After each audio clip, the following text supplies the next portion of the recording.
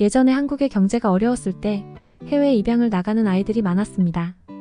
그때 그 시절인 이야기이지만 누군가에게는 슬픔이기도 영화에 나오는 이야기일 뿐이기도 하죠. 오늘은 한국인 아이를 입양하여 키워주신 훌륭한 어머니가 보내신 사연입니다. 어떤 일이 있었을까요? 나이 먹고가 대신 읽어드립니다. 안녕하세요. 저는 미국에 살고 있는 60대 세라라고 합니다. 저는 부모님 덕분에 태어났을 때부터 꽤나 잘 사는 집에서 태어났고 엘리트 교육을 받으며 젊었을 적 사업가로 일도 했었습니다. 지금은 은퇴하고 한적한 시골에 살고 있는 평범한 할머니지만요. 제가 한국과 연이 깊어 이렇게 사연을 보내게 되었습니다. 저는 가장 젊고 예뻤을 때 비슷한 조건의 남자와 만나서 결혼을 했습니다. 부모님이 짝을 지어주셨었죠. 비록 자연스럽게 만나게 되어 연애를 하고 결혼을 한 것이 아니지만 저희는 첫눈에 반했고 뜨겁게 사랑을 했습니다. 저희는 처음에 딩크 부부를 하기로 했습니다. 왜냐하면 저도 그렇고 남편도 그렇고 서로의 일이 최우선이었기 때문이었죠. 하지만 결혼을 하고 10년 정도 지나서 점점 함께 지내다 보니 남편을 닮은 아이를 낳고 싶어졌어요. 남편도 다행히 자신도 같은 생각이었다며 이미 우리는 돈을 많이 모아놓았으니 아이를 낳을 준비를 하자고 했어요. 저는 아이는 마음만 먹으면 바로 생기는 줄 알았습니다만 하늘이 내려주시는 축복은 저희에게 쉽게 찾아오지 않았어요. 1년 정도가 지나자 저는 조급해지기 시작했고 병원을 가서 진단을 받았어요. 맞아요. 제가 나팔관 협착증이 있어 자연 임신이 어렵다고 하더군요. 그리고 제가 나이가 꽤 있어서 임신이 어렵게 된다고 해도 노산이라 위험할 수 있다고 하셨어요. 저는 절망하고 말았습니다. 지금이야 30대 후반도 아이를 잘 가지고 출산도 쉽게. 하지만 그때 당시에는 아니었습니다. 남편은 저를 다독여 주었고 애 없이 10년을 살았으니 상관이 없다고 괜찮다며 저를 위로해 주었어요. 하지만 저는 아니었어요. 저는 아이를 갖기로 마음을 먹었었고 쉽게 아이를 포기할 수 없었어요. 그렇게 제가 우울증에 빠지고 괴로워하자 남편이 먼저 입양에 대해 조심스럽게 이야기를 꺼내더라고요. 준비가 안 된 사람들에게는 쉽게도 찾아오는 생명이 왜 이토록 간절하고 준비가 된 사람에게는 어렵다니 정말 좌절스럽더군요. 저는 남편의 입양 제안을 듣고 처음에는 고민을 하다가 입양을 해서 키워도 저는 괜찮을 것 같다고 생각을 했습니다. 그래서 입양 관련하여 많은 곳을 돌아다니며 부모가 될 교육도 받고 갖춰야 할 자격도 갖추고 준비를 했었습니다. 그때 당시에는 저와 남편과 생김새가 비슷한 백인 아이를 입양을 하려고 했습니다. 그래서 많은 고아원을 돌아다녔었습니다. 하지만 딱 내 아이다 하는 느낌이 오는 아이가 없었습니다. 그렇게 몇 달 시간을 흘려보내다가 저는 한 고아원에 들어갔습니다. 정말 작고 소중한 아이를 발견했어요. 그 아이는 제가 원했던 백인 아이는 아니었지만 크고 맑은 눈동자가 저를 홀리게 했습니다. 그리고 저는 그 아이와 몇 달 시간을 보내고 최종적으로 입양을 결정하게 되었어요. 그 아이의 고향이 바로 한국이었습니다. 그래서 제가 한국과 연이 깊다고 한 것이에요. 보통은 갓난아이나 영유아를 입양하잖아요. 저는 8살 정도 된 아이를 입양했어요. 그래서 주변에서 걱정이 많았어요. 하지만 제가 그 아이를 입양했던 이유는 어렸을 때 저와 비슷한 행동을 했던 거예요. 암기력이 굉장히 뛰어나더라고요. 8살짜리 치고 그 고아원에서 제일 똑똑했죠. 수학적 머리도 뛰어났고 암기력이 장난 아니더라고요. 하지만 그 아이가 입양을 가지 못했던 이유는 하나였어요. 나이가 이미 입양 가기엔 늦었었고 아시아인이었기 때문이었죠. 한국 아이를 입양하신 거였군요. 한국 아이를 키우면서 어떠셨나요? 처음에는 어려웠어요. 책에서 보던 육아법과 현실은 많이 다르더라고요. 하지만 저희 부부는 아이에게 최선을 다했어요. 사업 업무도 해가면서 아이도 키우고 참 바삐 보냈었습니다. 저는 다른 입양 가정과도 친하게 지내며 육아 팁을 얻고 또 서로 응원을 하면서 지내기도 하였죠. 그 중에 친해진 가정 중에 중국인 아이를 입양한 가정이 있었습니다. 저는 같은 아시아권이니 좋은 친구가 될 것 같아 자주 만나면서 친하게 지내게 했었습니다. 그리고 저는 아이를 위하여 한국에 대해서도 공부하기 시작했습니다.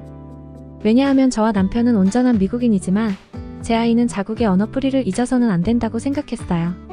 제 아이가 자라서 사춘기가 왔을 때 뿌리가 깊은 아이로 자랐으면 좋겠다고 생각을 했기 때문이었죠. 그래서 저와 남편도 함께 한국어를 배우기도 했습니다. 그렇게 아이가 자라고 제 남편이 하던 사업도 점점 잘 됐어요. 저희 가족은 완전한 행복을 느끼고 있었습니다. 하지만 저희 가족에게 큰 시련이 오게 되었습니다. 시련은 큰딸 아이가 사춘기가 왔을 때쯤 찾아왔습니다. 남편이 그만 불의의 교통사고를 당해 세상을 떠난 것입니다. 저는 정말 미칠 듯이 괴로웠어요.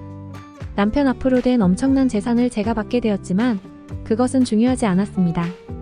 늘 함께였던 사랑하는 남편이 저를 혼자 두고 가버린 것만 같았어요. 그래서 너무 슬퍼 사춘기 시절 제 딸 아이를 신경을 많이 못 써줬어요. 하지만 제 딸 아이는 저를 먼저 생각하더라고요. 그 어린 것이 저한테 서운한 것도 많았을 텐데요. 다행히도 제 딸 아이는 혼자 열심히 공부를 하더니 엄마처럼 유능한 사업가가 되고 싶다고 하더라고요. 저는 제 딸 아이 정도면 충분할 것이라고 생각했어요. 고등학교에 진학해서도 줄곧 좋은 성적과 좋은 대인관계를 유지했기 때문이었죠. 그러더니 결국은 프리스턴 대학교에 수석으로 들어가더라고요. 저는 굉장히 뿌듯했어요. 그리고 대학교를 다니는 내내 좋은 성적을 유지했고 결국엔 미국의 유명한 로펌으로 들어갔어요. 많은 사람들이 묻더라고요. 어떻게 그렇게 딸을 잘 키웠냐고요. 저는 그 딸 아이가 타고나길 똑똑하게 태어났다고 생각해요. 좋은 머리와 근성 덕분이지 제가 한 것은 없었어요. 그리고 제가 가장 놀랐던 것은 제가 유산을 많이 받아서 딸 아이가 졸업할 때쯤 미리 상속을 해주려고 했어요. 그러자 딸 아이는 거부하며 엄마가 가지고 있으라고 하더라고요. 자신은 스스로 돈을 벌 수 있다고요.